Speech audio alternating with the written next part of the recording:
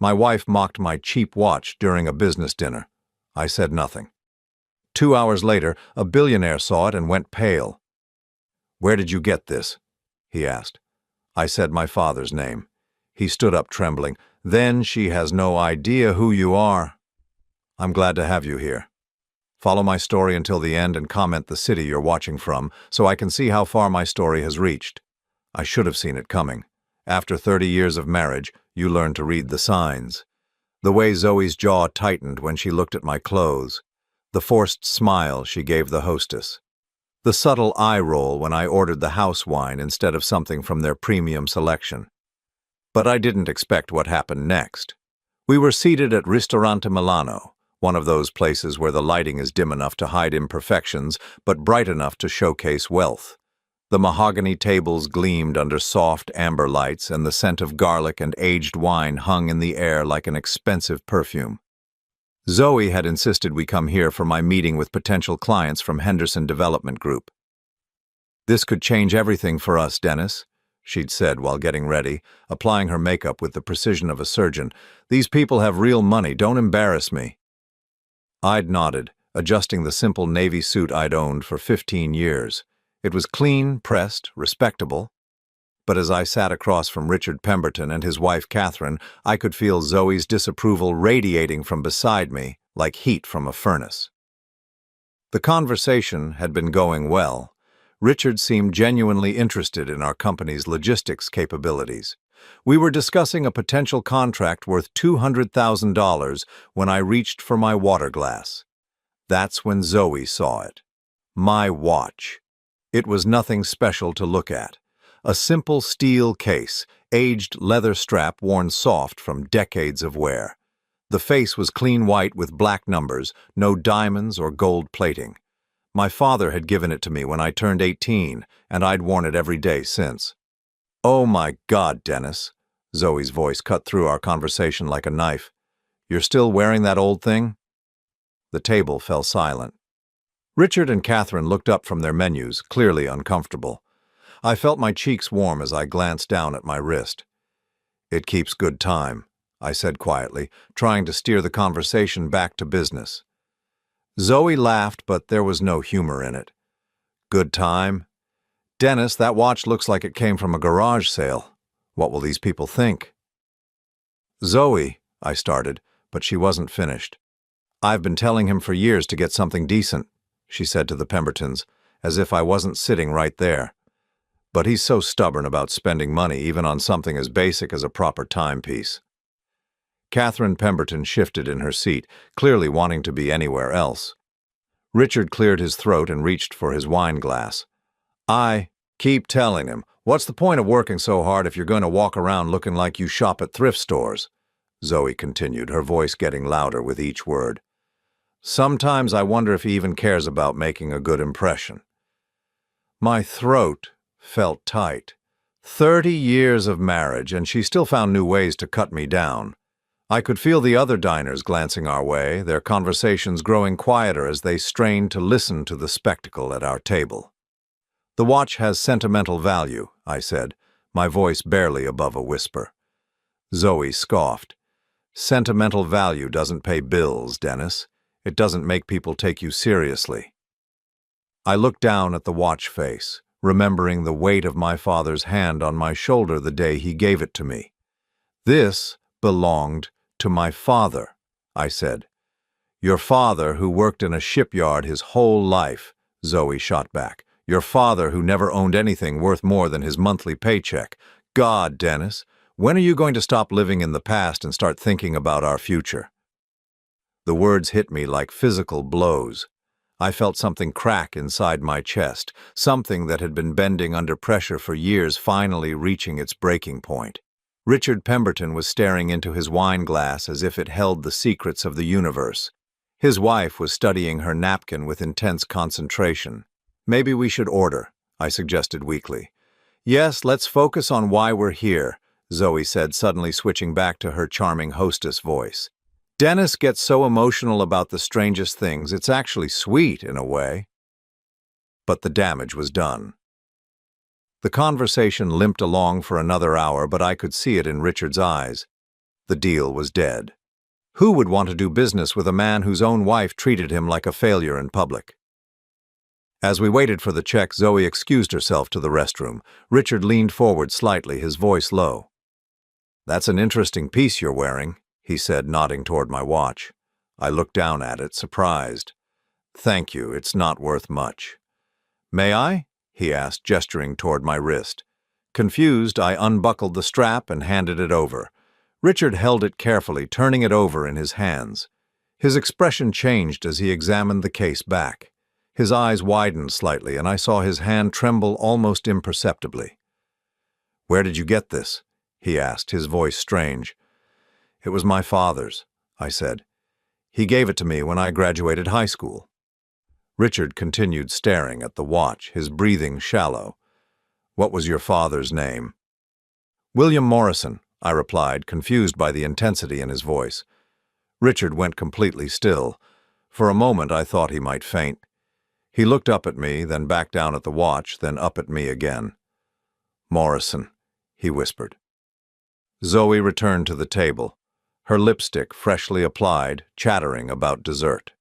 She stopped mid-sentence when she saw Richard holding my watch. "I hope Dennis isn't boring you with stories about that old thing," she said with a forced laugh. Richard didn't respond. He was still staring at me with an expression I couldn't read. Slowly, carefully, he handed the watch back to me. "Keep it safe," he said quietly. "It's more important than you know." Zoe rolled her eyes. "See what I mean? Everyone's too polite to tell him the truth." But Richard wasn't being polite. There was something in his eyes that made my skin prickle, something that suggested this evening was far from over. As we gathered our things to leave, Richard pressed his business card into my hand. "Call me tomorrow," he said. "We need to talk." Walking to the car, Zoe was already dissecting every moment of the dinner, cataloging my failures like items on a shopping list. "Well, that was a disaster," she said, clicking across the parking lot in her heels. "Did you see their faces when you wouldn't shut up about that stupid watch? God, Dennis, sometimes I think you try to sabotage us." I unlocked the car in silence, my mind replaying the look in Richard Pemberton's eyes. Something about that watch had shaken him to his core. But what? And why did I have the feeling that everything was about to change? As I started the engine, I caught my reflection in the rearview mirror. For 30 years, I'd been the man Zoe saw when she looked at me. A disappointment, a failure, someone to be ashamed of. But tonight, for just a moment, I'd seen myself through different eyes. And something about that watch had caught Richard Pemberton's attention in a way that suggested there was more to this story than anyone knew, including me. I didn't sleep that night. I lay in bed listening to Zoe's steady breathing beside me, turning Richard Pemberton's business card over and over in my fingers until the edges were soft from handling. The way he'd looked at my watch kept playing in my mind like a broken record. This wasn't the first time someone had noticed it, but it was the first time anyone had reacted that way. Most people glanced right past it, just like Zoe said they would, just like she'd been telling me for 30 years. The clock on our nightstand read 3:47 when I gave up trying to sleep. I slipped out of bed, careful not to wake Zoe, and padded downstairs to the kitchen. Our house was modest, a 2-bedroom ranch we'd bought when we were first married. Beige walls, generic furniture from department stores, nothing that spoke to who we really were. Or at least nothing that spoke to who I really was.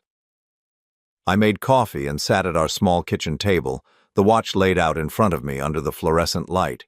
In the harsh glare, it looked even more ordinary than usual. The leather strap was cracked in places, the steel case scratched from years of daily wear. But I'd never cared about its appearance. It was the last thing my father had given me before he died. The memories came flooding back, as they always did when I held the watch in the quiet hours. My father's voice, deep and gravelly from years of cigarettes. "This watch has been in our family for 3 generations, Dennis. It's not about what it's worth, it's about what it represents." I'd been 18 then, standing in his study overlooking the harbor. The smell of salt air drifted through the open windows, mixing with the leather and tobacco scent that always clung to his clothes.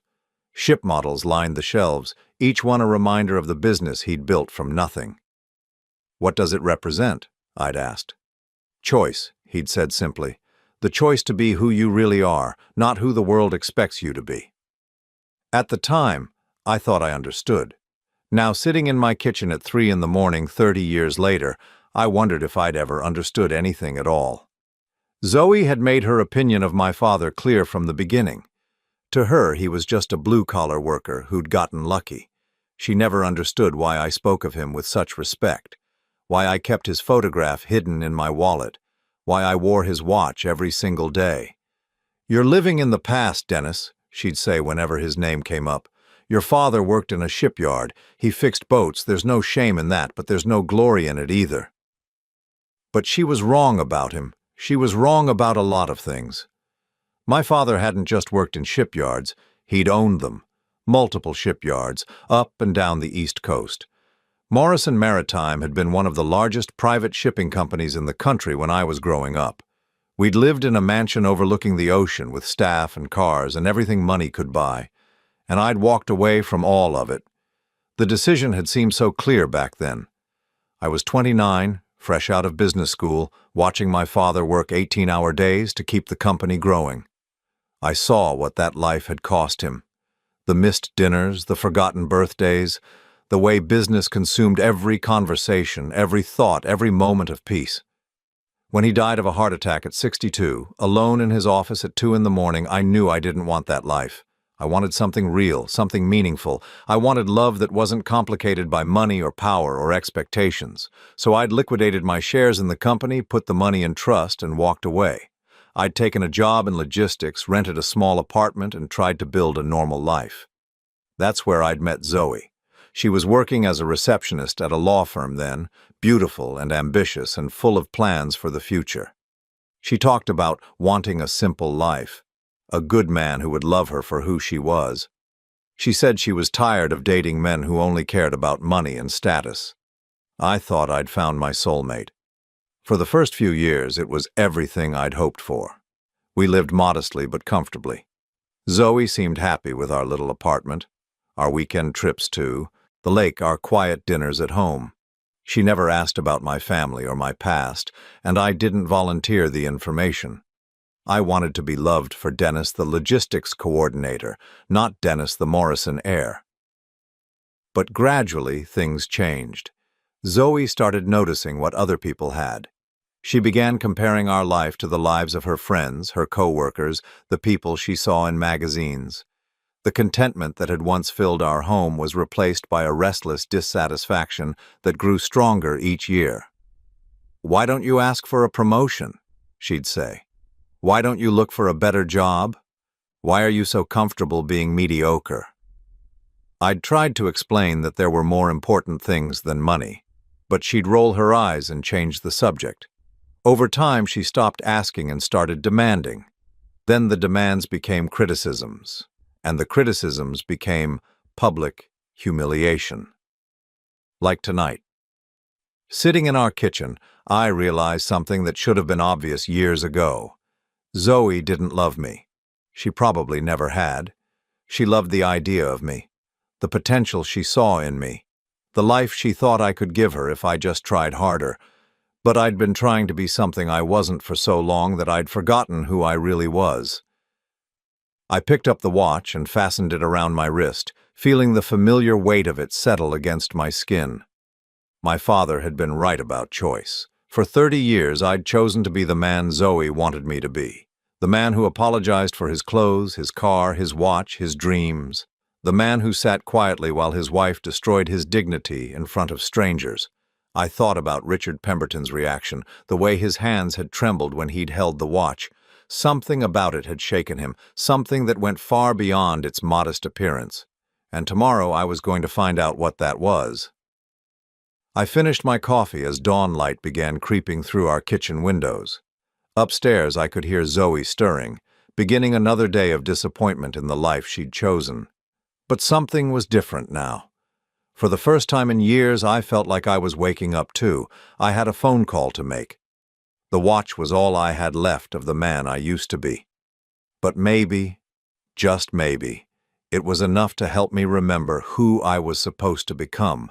I called Richard Pemberton at exactly 9 o'clock the next morning. My hands were steadier than I'd expected them to be, but my heart was racing as I dialed the number from his business card. "Richard Pemberton's office," came a crisp voice. "This is Dennis Morrison. Mr. Pemberton asked me to call." There was a pause, then the sound of papers shuffling. "Please hold, Mr. Morrison. He's been expecting your call."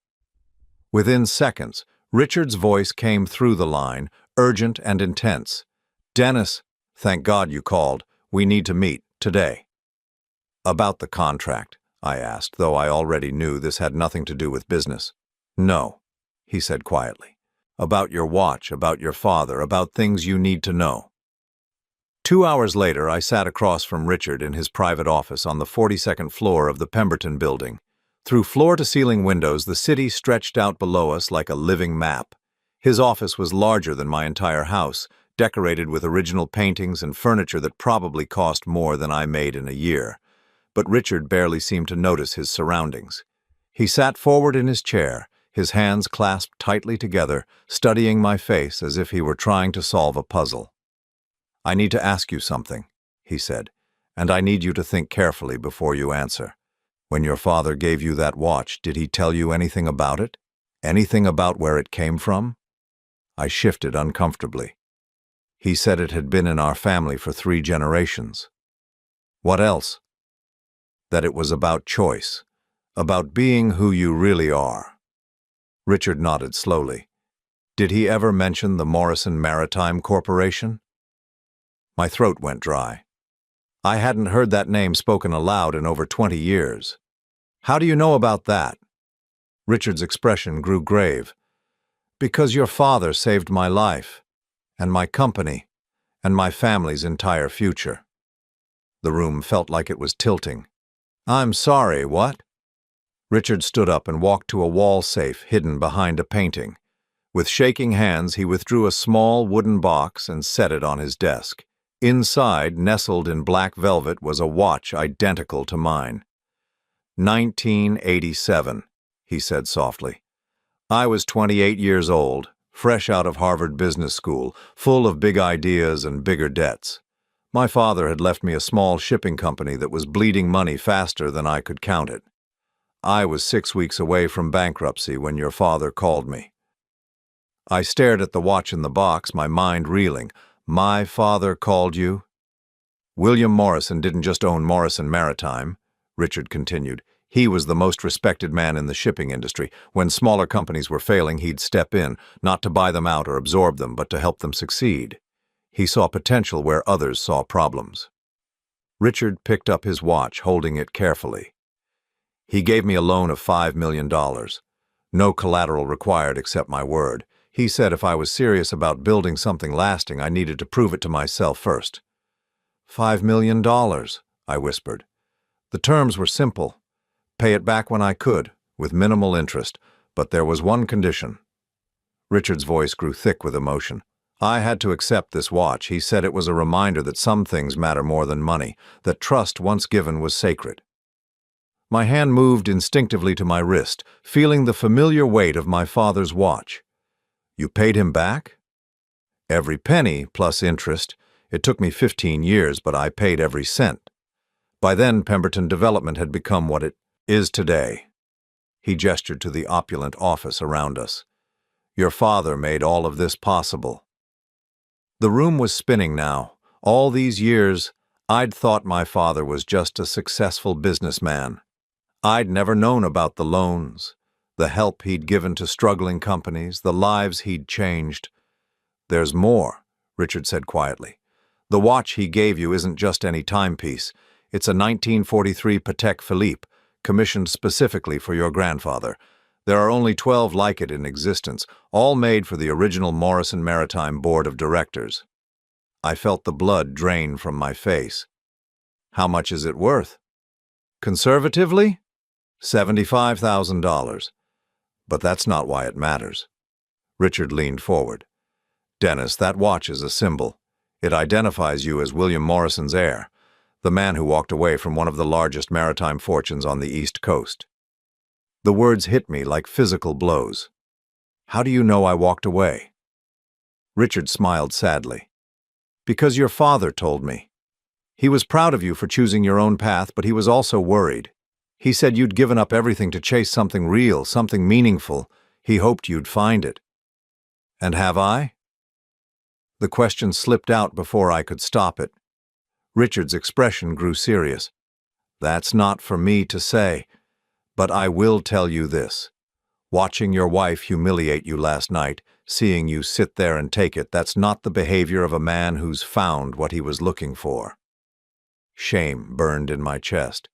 She doesn't know. About my family, about the money, I never told her. Why not?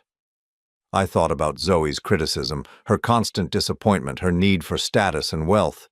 Because I wanted to be loved for who I am, not what I have.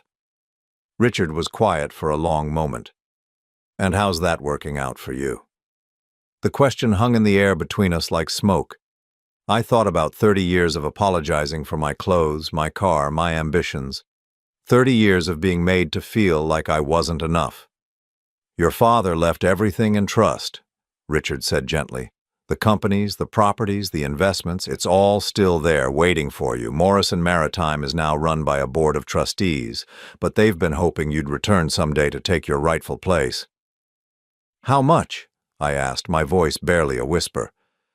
The trust is currently worth approximately $250 million. The company itself is valued at around $800 million. The numbers were so large they felt abstract, meaningless.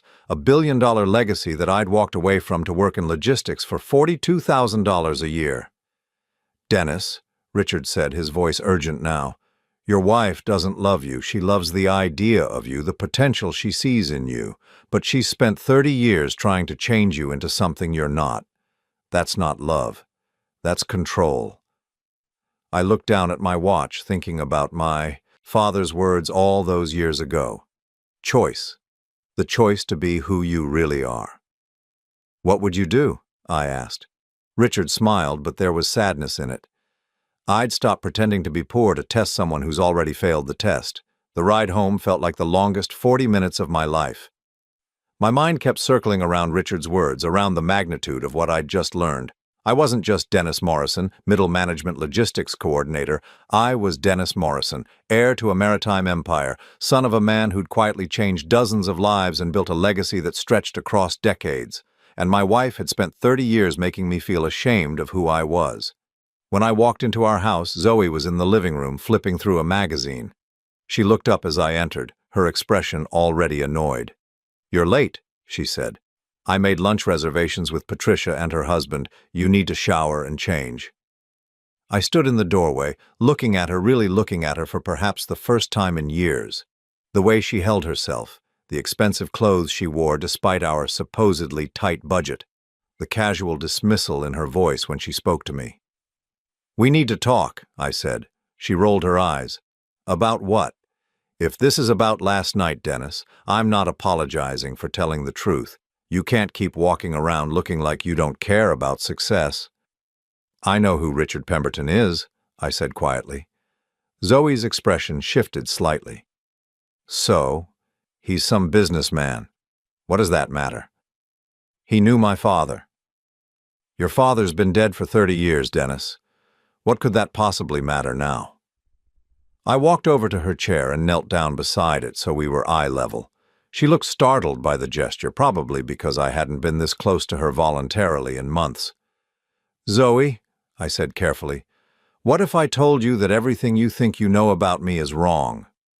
She blinked, confusion replacing annoyance. What are you talking about? I reached for her hand, but she pulled it away, always pulling away. What if I told you that my father wasn't just a shipyard worker? What if I told you that I come from money, real money, and I chose to walk away from it? Zoe stared at me for a long moment, then laughed. Dennis, what the hell are you talking about? Your father fixed boats.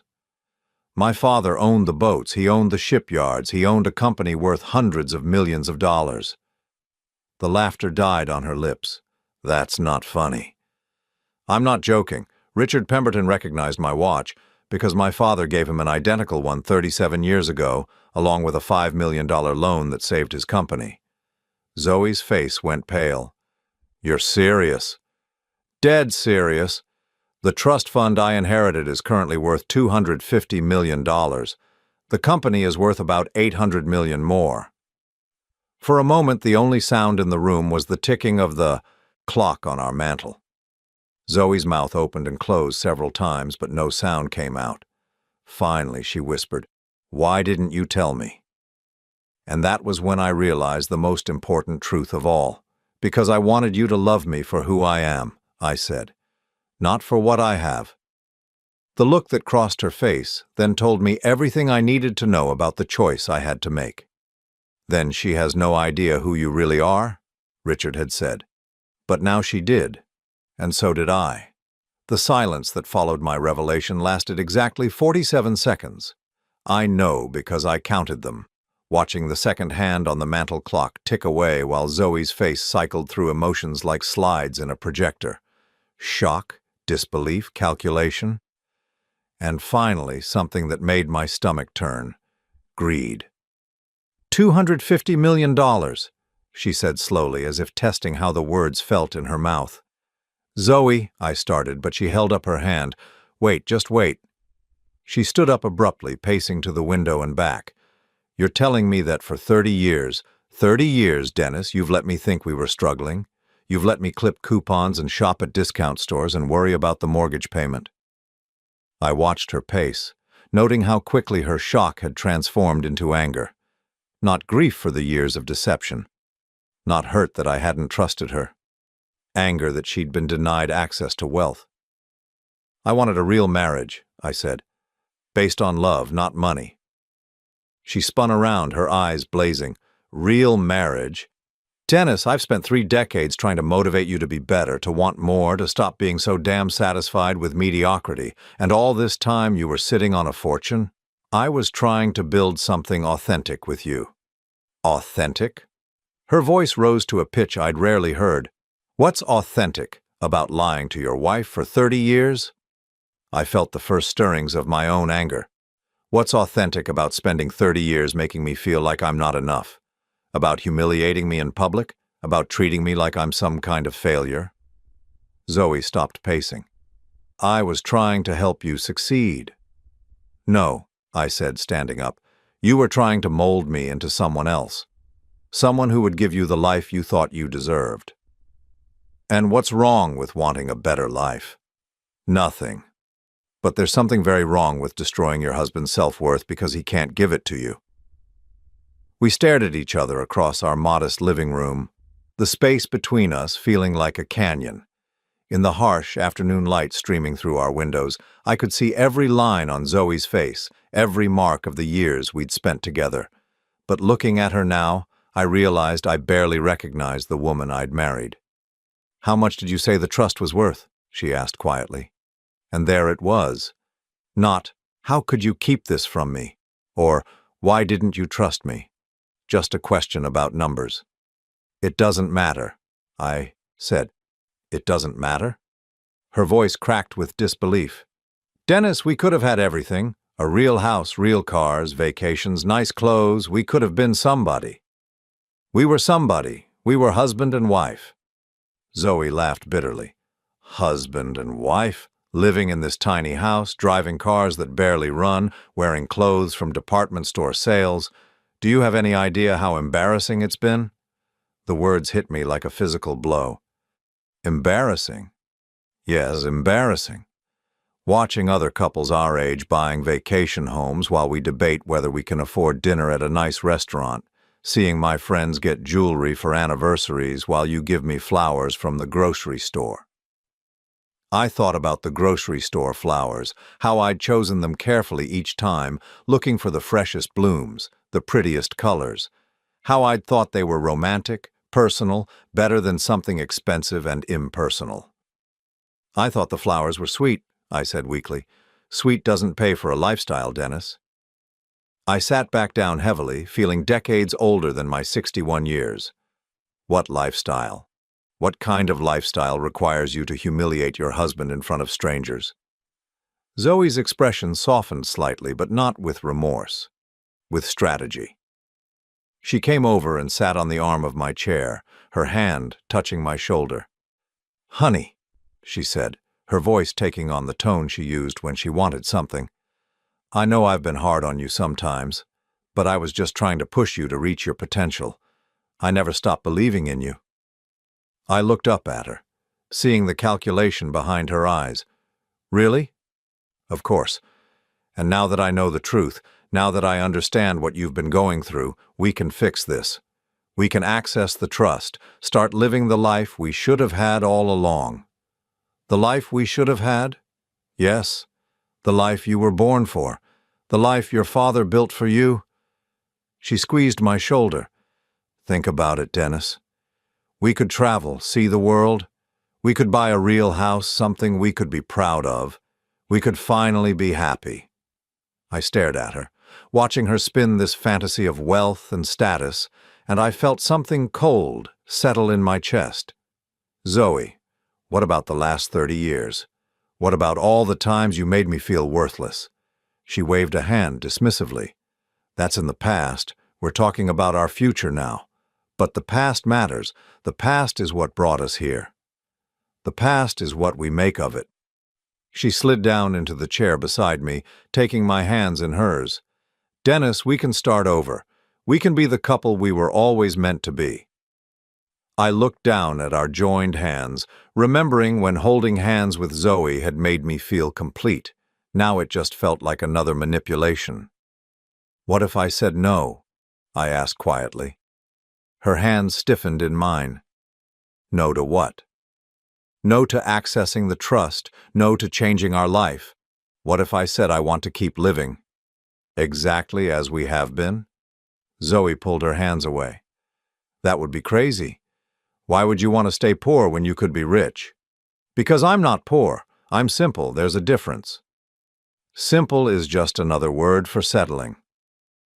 I looked around our living room, at the modest furniture we'd chosen together, at the photographs on the walls documenting 30 years of what I'd thought was a shared life. But looking at them now, I realized that in most of the pictures, Zoe was posed, performing for the camera. I was usually looking at her with genuine affection, while she was looking at the lens. Even in our photographs, we'd been living in different realities. "Zoe," I said carefully, "if I access the trust, what happens to us?"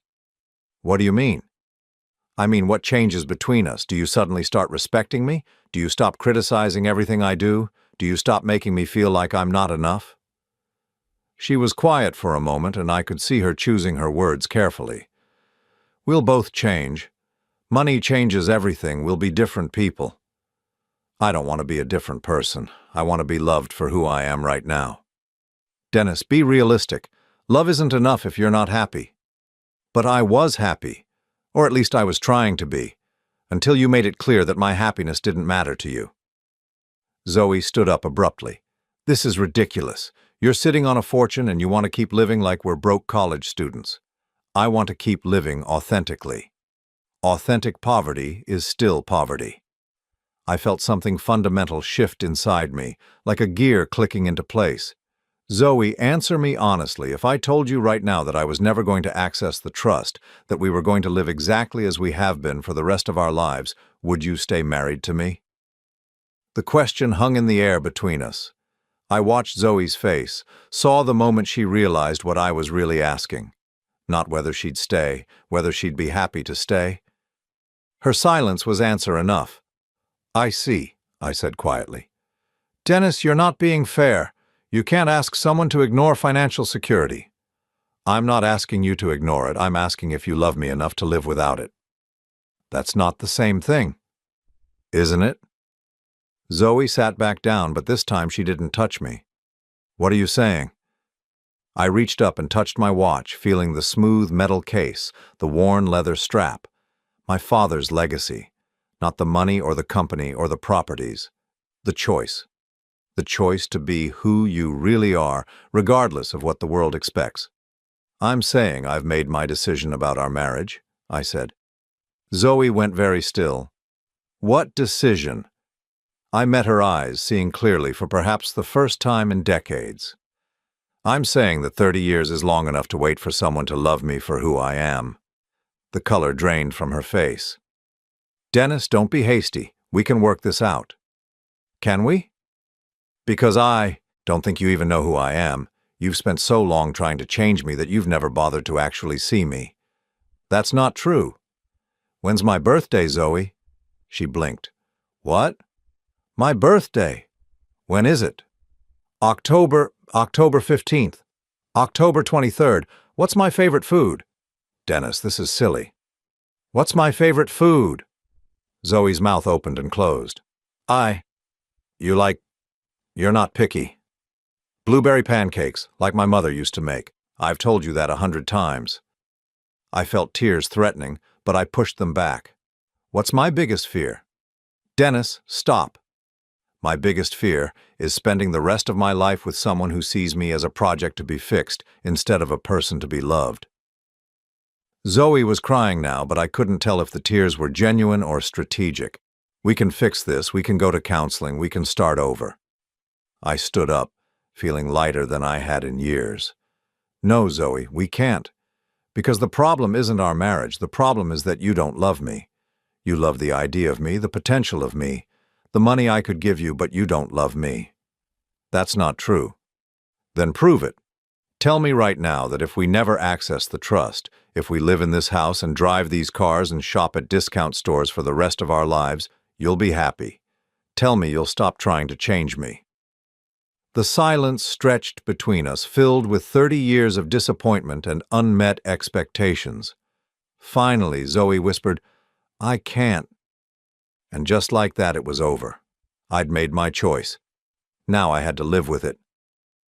The next 3 days passed in a strange, hollow quiet. Zoe and I moved around each other like strangers sharing a hotel room, polite but distant. She'd wake up early and leave for work without saying goodbye. I'd come home to find dinner waiting on the counter, still warm but with no invitation to eat together. On the surface, it looked like we were giving each other space to think, but I knew what was really happening. Zoe was strategizing. I could see it in the way she watched me when she thought I wasn't looking, in the careful way she spoke when she did speak, testing different approaches like a salesperson trying to find the right pitch. She was waiting for me to come to my senses, to realize what I was giving up, to choose the money over my principles. She was waiting for me to prove that everyone has a price. The call from the lawyers came on Thursday morning. I was in my office, staring at spreadsheets that seemed meaningless now when my phone rang. Mr. Morrison, this is James Patterson from Patterson Wells and Associates. I represent the Morrison Maritime Trust. My heart started pounding. How did you get this number? Mr. Pemberton contacted us. He said you might be ready to discuss your inheritance. I closed my eyes, leaning back in my chair. Richard had made the call I'd been avoiding for 25 years. I'm not sure I'm ready for that conversation, I said. Sir, if I may, the trust has been waiting for you for over 2 decades. The Board of Trustees has kept everything exactly as your father wished. Morrison Maritime is still operating under his principles, still helping smaller companies succeed. Your return would honor his legacy. Honor his legacy. The words stuck with me through the rest of the workday. When I got home, Zoe was waiting in the living room, dressed in the navy blue dress she wore to important occasions. Her makeup was perfect, her hair styled like she was going somewhere special. We need to talk, she said. I sat down across from her, noting that she'd positioned herself in the chair that caught the best light from our window. Even in our most serious conversations, Zoe was performing. I've been thinking, she began, her voice carefully modulated, about what you said the other day, about love and authenticity and all of that. I waited. You're right, she continued. I have been trying to change you, I admit that. But Dennis, I was only trying to help you reach your potential. My potential? According to who? According to anyone with eyes. You're brilliant, you're capable, you come from an incredible family legacy. Why shouldn't you embrace that? I studied her face, looking for genuine emotion beneath the careful presentation. Because embracing the legacy means abandoning the choice that made it meaningful in the first place. Zoe leaned forward, her expression earnest. But what if the choice was wrong? What if your father intended for you to come back eventually? He left that decision to me. Then make a different decision now. People change their minds. People grow. She reached for my hands, and this time I let her take them. Dennis, we could do so much good with that money. We could help people, support charities, make a real difference in the world. I looked down at our joined hands, feeling the softness of her skin, remembering when her touch had meant everything to me. What charities, Zoe? She blinked. What? What charities would you want to support? What causes matter to you? I watched her scramble for an answer, saw the moment she realized she'd been caught in another performance. Well, there are so many important causes. Children, education, the environment. Which children? Which schools? What aspect of the environment? I pulled my hands away gently. Zoe, you can't even name a single cause you care about beyond your own comfort. Her mask slipped for just a moment, revealing the frustration underneath. Fine. Yes, I want a better life. Is that so wrong? Is it wrong to want nice things, to want security, to want to feel proud of what we've accomplished? No, I said quietly. But it's wrong to build that life by tearing down your partner. I never tore you down. Last Monday night, you called me embarrassing in front of strangers. You've spent 30 years making me apologize for who I am. Zoe's voice rose slightly. I was trying to motivate you. To become someone else. To become the best version of yourself. According to your definition of best. We stared at each other across the coffee table, the weight of 3 decades pressing down between us. I could see Zoe calculating, trying to find the right words to turn this conversation in her favor. Dennis, she said finally, her voice softer now, almost vulnerable. I love you. I've loved you for 30 years. Yes, I've made mistakes, but every marriage has problems. We can work through this. Do you love me? I asked. Of course I do. Then answer me this. If I choose to access the trust, will you love me more? The question caught her off guard. I saw her eyes widen slightly, saw her mouth open and close as she searched for the right answer. That's not fair, she said finally. It's the only question that matters.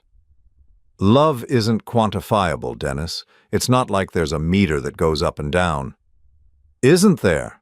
I stood up, walking to our mantel where our wedding photo sat in a silver frame. We looked so young, so hopeful, so completely unaware of what we were promising each other. Because for 30 years it's felt like your love for me was directly tied to your satisfaction with our lifestyle. That's not true. I turned back to her.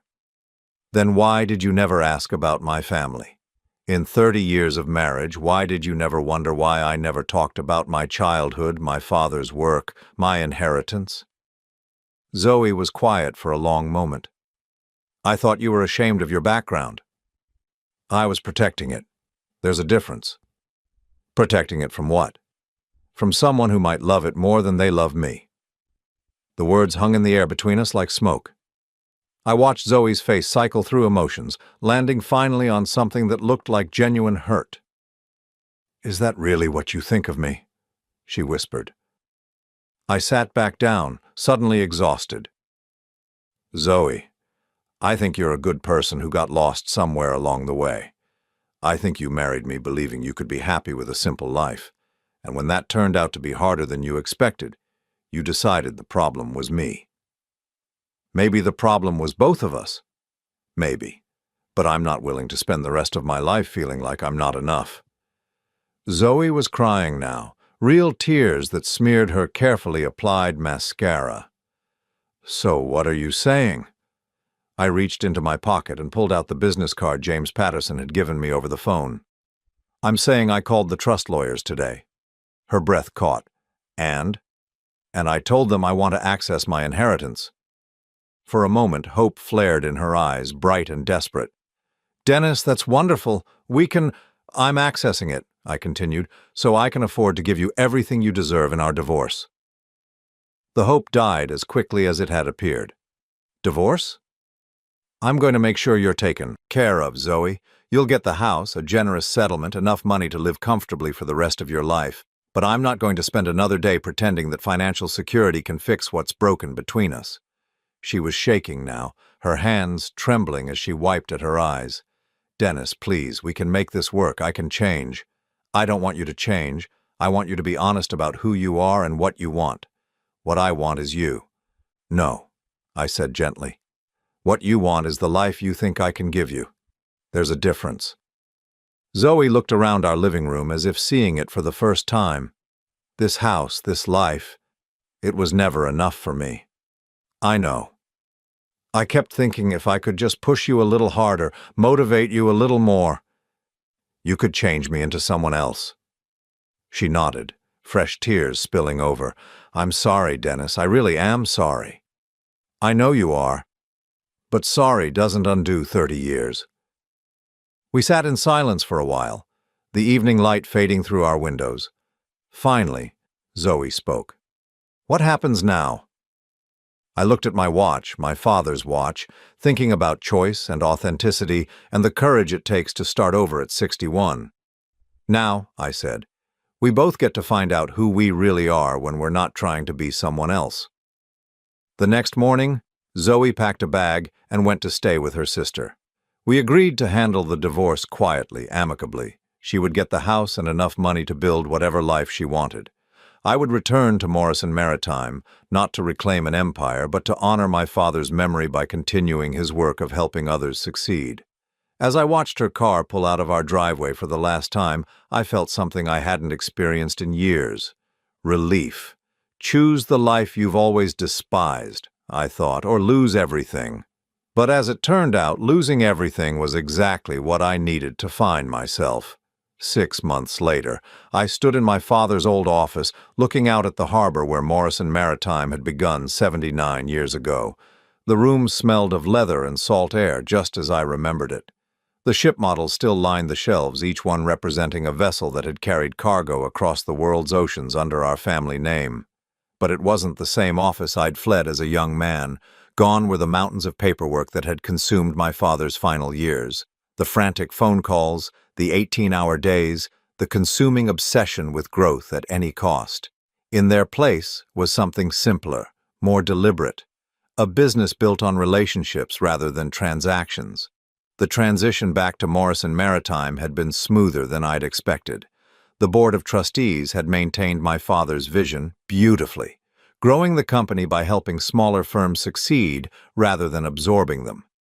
They'd honored his commitment to ethical business practices, fair wages, and community investment, but most importantly, they'd preserved his legacy of giving struggling entrepreneurs a chance to prove themselves.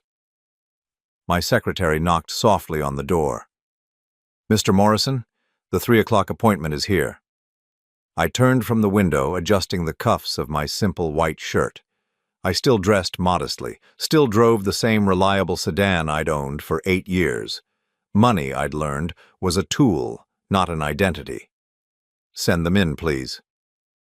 The young couple that entered my office reminded me of myself at 30, full of hope and desperation in equal measure. The woman carried a worn briefcase. The man clutched a manila folder thick with business plans and financial projections. Mr. Morrison, the woman said, extending her hand, I'm Sarah Chen, and this is my husband, David. Thank you for seeing us. I gestured to the chairs across from my desk. Please sit. Tell me about your company. For the next hour, I listened to their story. A small logistics firm specializing in sustainable shipping practices, struggling to compete with larger companies despite having superior technology and environmental credentials. They needed a loan of $800,000 to expand their fleet and hire more drivers. Banks had turned them down. Venture capital firms wanted too much equity. They were weeks away from bankruptcy when someone had given them my name. We know it's a long shot, David said, his voice tight with anxiety. But we believe in what we're building. We think we can make a real difference in the industry. I studied their business plan, noting the attention to detail, the realistic projections, the clear understanding of their market. But more than that, I saw something in their eyes that reminded me of Richard Pemberton all those years ago. The hunger to build something meaningful, not just profitable. What makes you think you can succeed where others have failed? I asked. Sarah leaned forward. Because we're not trying to be the biggest, we're trying to be the best. Our customers stay with us because we care about their success, not just our bottom line.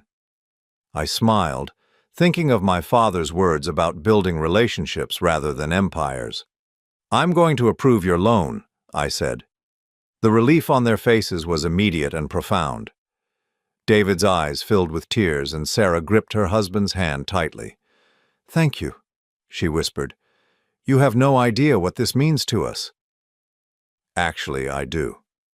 I opened my desk drawer and pulled out a small wooden box. Inside, nestled in black velvet, was a watch identical to the one on my wrist. "This comes with the loan." David looked confused. "I don't understand." "It's a reminder," I said, fastening the watch around his wrist, "that some things matter more than money, that trust once given is sacred, and that success isn't measured by what you accumulate, but by what you help others achieve." As they left my office, their gratitude filling the air behind them, I felt the deep satisfaction that had eluded me for so many years. This was what my father had built. Not just a company, but a legacy of helping others succeed. My phone buzzed with a text message. I glanced at the screen and smiled. "Dinner tonight. I'm making those blueberry pancakes you love." Ellen. Ellen Martinez had come into my life 3 months ago when she'd interviewed me for a local newspaper article about Morrison Maritime's community investment programs. She was a widow, a retired teacher who now freelanced as a journalist. She drove a 12-year-old Honda, lived in a small apartment filled with books, and had never asked me about my money. Instead, she asked about my dreams, my fears, my favorite foods and childhood memories. She listened when I talked about my father, about the choices that had shaped my life, about the 30 years I'd spent trying to be someone I wasn't. I texted back, "I'll bring the coffee, the good kind from that little shop you like." Her response came immediately. "Perfect. Don't forget to wear that handsome watch." I looked down at my father's timepiece, thinking about the chain of choices that had brought me to this moment. Walking away from the family business, marrying a woman who couldn't love me as I was, hiding my true identity for 30 years, finally finding the courage to reclaim it. Each decision had seemed monumental at the time, but now I understood they were all part of the same journey. The journey to discover who I really was when I stopped trying to be someone else. The intercom buzzed again. "Mr. Morrison, there's a call for you on line 2. "Who is it?" "A Zoe Morrison. She says it's personal." My heart skipped slightly. In the 6 months since our divorce, Zoe and I had spoken only through lawyers. The settlement had been generous. She'd received the house, $2 million in cash, and enough monthly support to live comfortably. I'd heard through mutual acquaintances that she'd moved to a bigger house in a better neighborhood, joined the country club, started dating a plastic surgeon. "Put her through?" Zoe's voice came through the phone, tentative and strangely small. "Dennis, I hope I'm not interrupting anything important." "Not at all. How are you?" I'm fine. Good, actually. The house is beautiful, and Richard, that's who I'm seeing now. He's very successful." "I'm glad you're happy." There was a long pause. "Dennis, I saw the article about Morrison Maritime in the newspaper, about the loans you're giving to small businesses. Ellen did a nice job writing it." "Ellen?" "The reporter who interviewed me. We've been spending time together." Another pause, longer this time. "I'm happy for you, Dennis, really." I waited, sensing there was more. "I called because I wanted to apologize," she said finally. "Not for the divorce. I think we both know that was the right thing, but for the years before that, for making you feel like you weren't enough." I was quiet for a moment, surprised by the emotion in her voice. "Thank you for saying that." "You were always enough, Dennis. I just couldn't see it. I was so focused on what I thought we should have that I never appreciated what we did have." "We both made mistakes, Zoe. Maybe. But you never made me feel worthless. You never criticized everything I did or made me apologize for who I was." Her voice cracked slightly. "I'm sorry it took losing you for me to understand what I'd lost." I looked out at the harbor, watching a cargo ship make its way slowly toward the port. "Are you happy now? Really happy?" "I'm comfortable. Richard gives me everything I thought I wanted. But Dennis, comfortable isn't the same as happy, is it?" "No," I said gently, "it's not. I hope Ellen knows how lucky she is. I'm the lucky one." After we hung up, I sat in the quiet of my father's office, thinking about the different paths our choices create. Zoe had chosen comfort and status. I had chosen authenticity and connection. Neither was wrong, but only one had led to peace. At 6:30, I left the office and drove to Ellen's apartment.